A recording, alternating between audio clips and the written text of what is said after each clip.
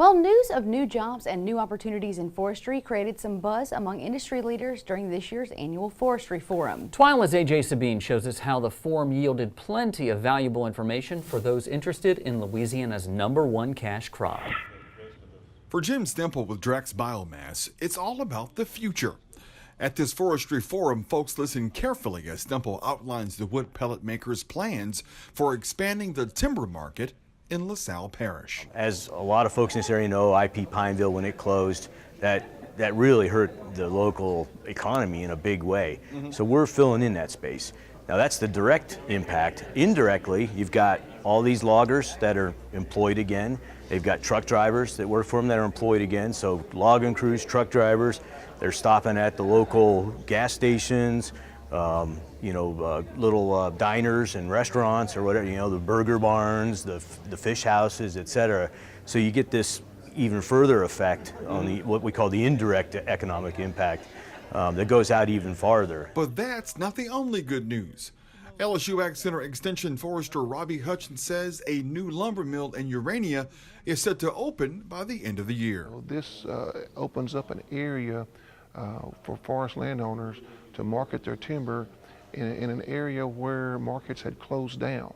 So this is very exciting for forest landowners and foresters and logging contractors. It provides jobs, it provides economic markets for timber. Hutchins explains that this forum provides an information exchange not only for forest landowners, but for consumers as well. Things like a local market becoming available for landowners to sell their timber actually keeps the prices of forest products lower because you don't have the extra transportation costs involved in the final price of the product. Leaders here also got the final word on recent changes to the tax code from a specialist, Paul Spillers.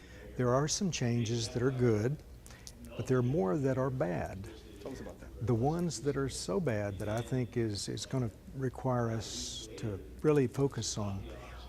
If you are an investor in timberland, you will no longer be able to deduct your expenses. Those investment expenses are not going to be deductible unless you have an active trade or business.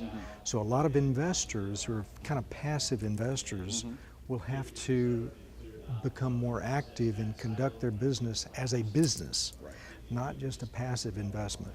The annual Law Forestry Forum fuels the marketplace of ideas for forestry professionals as well as consumers. For This Week in Louisiana Agriculture, I'm AJ Sabine.